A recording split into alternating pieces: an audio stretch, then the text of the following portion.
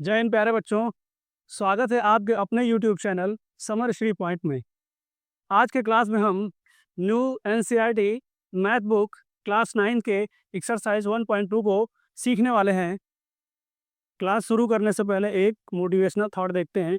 जीतने का मज़ा तभी आता है जब सभी आपके हारने का इंतज़ार कर रहे हों। सब सोचते हैं कि आप हारें, सब सोचते हैं कि काम आपका इम्पॉसिबल है, क्योंकि इम्पॉसिबल शब्द में ही लिखा है आई एम पॉसिबल, इसलिए आप उसको पॉसिबल करके दिखाइए। आइए देखते हैं क्वेश्चन नंबर 1 में। क्वेश्चन 1 क्या कह रहा है? State whether the following statements are true और false, justify your answer.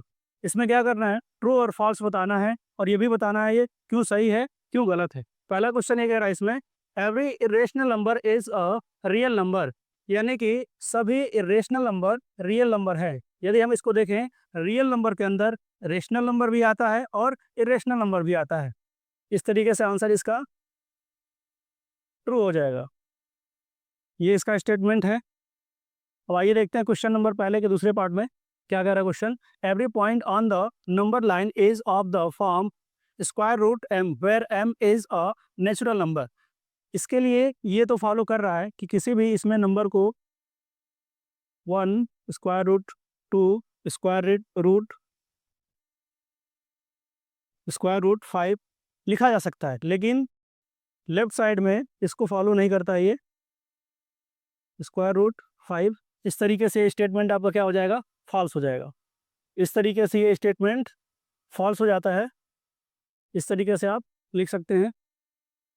Question number first के तीसरे पार्ट में क्या कह रहा है? Every real number is an irrational number.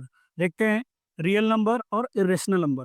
Real number में 1 -3 0 ये एग्जाम्पल दिए गए हैं। क्या ये एग्जाम्पल इसमें आ सकते हैं? तो नहीं आ सकते हैं, तो इसलिए इसका स्टेटमेंट क्या हो जाएगा? फॉल्स हो जाएगा। ये आप इस तरीके से लिख सकते हैं। पे क्वेश्चन नंबर 2 क्या कह रहा है? Are the square root of all positive integer rational? If not, give an example of the square root of a number that is rational number. Question ये कह रहा है कि जितने भी स्क्वायर रूट होते हैं पॉजिटिव इंटीजर के, पहली बात पॉजिटिव इंटीजर देख लेते हैं। 1 2 3 4 5 6, इस तरीके से ये पॉजिटिव इंटीजर है। ये कहा जा रहा है कि यदि हम इसका स्क्वायर रूट निकालें तो सभी नंबर क्या होंगे? इरेशनल नंबर होंगे। तो पहली बात ये आंसर नो, इरेशनल नंबर सभी नहीं होंगे, कुछ नंबर हो सकते हैं। जैसे स्क्वायर रूट, यदि हम 1 लिखते हैं तो इसका आंसर क्या आ जाएगा? 1। यदि हम यहाँ पे 4 लिखते हैं तो यहाँ पे क्या आ जाएगा? 2। यदि हम यहाँ पे 9 लिखते हैं तो यहाँ पे क्या आ जाएगा? 3। इस तरीके से कुछ रेशनल भी होते हैं और कुछ इरेशनल नंबर भी होते हैं।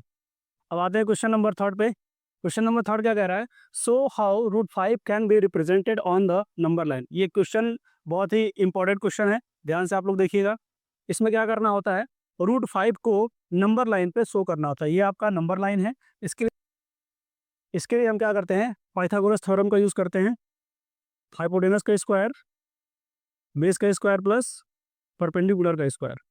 पर बेस और परपेंडिकुलर का वैल्यू हम ऐसा रखें कि जो रूट 5 हमें दे सके। जैसे मैं यहाँ पे क्यू का स्क्वायर करूँ और 1 का स्क्वायर करूँ, यहाँ पे हाइपोटेनस का स्क्वायर, तो हाइपोटेनस यहाँ पे क्या हो जाएगा? 2 2 ज़ा 4 प्लस 1 1 ज़ा 1, स्क्वायर इधर आके क्या हो जाएगा? स्क्वायर रूट, यहाँ पे क्या हो जाएगा? रूट 5। इस तरीके से ऑटोमेटिकली हमारा रूट 5 ही हाइपोटेनस हो जाएगा। बेस को हम 2 यूनिट लेंगे, परपेंडिकुलर को 1 यूनिट लेंगे। 2 यूनिट का मतलब 2 सेंटीमीटर का 1 यूनिट ले सकते हैं, 5 सेंटीमीटर का 1 यूनिट ले सकते हैं। आइए देखते हैं। नंबर लाइन पे दिखाने के लिए हमें सबसे पहले नंबर लाइन ड्रॉ करना पड़ता है। हमने क्या किया है? यहाँ से यहाँ तक, यहाँ 1 से लेके 5 तक 1 यूनिट माना है, यहाँ से लेके यहाँ तक 1 यूनिट, मतलब यहाँ से लेके यहाँ तक 1 यूनिट। आप अलग-अलग मान सकते हैं। 2 सेंटीमीटर को 1 यूनिट मान सकते हैं, 3 सेंटीमीटर को 1 यूनिट मान सकते हैं। तो इस तरीके से मैंने क्या किया है? यहाँ पे 0, राइट साइड में पॉजिटिव वैल्यू, लेफ्ट साइड में नेगेटिव वैल्यू। इसके लिए हमें क्या करना पड़ता है? 2 यूनिट पे हमें एक परपेंडिकुलर खींचना होता है। यहाँ पे प्रोटेक्टर रख के यहाँ पे हम पॉइंट लगा देंगे।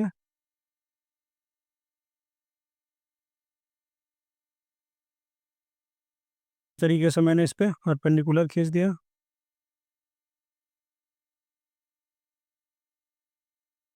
बेस मैंने इसका 2 यूनिट ले लिया है, परपेंडिकुलर 1 यूनिट, यहाँ से लेकर यहाँ तक 1 यूनिट आपका हो जाएगा। इसको मैं यहाँ से हटा देता हूँ।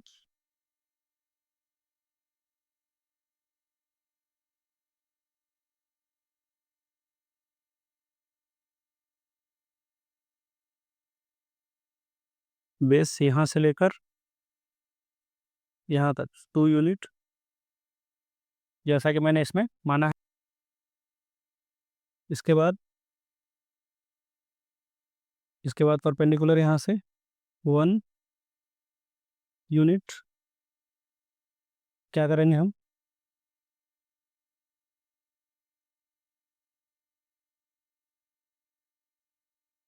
यहाँ से यहाँ हम इसको मिला देंगे। इस तरीके से यहाँ पे जो भी वैल्यू आएगा ये √5 आएगा। इसके बाद हम कंपास की सहायता से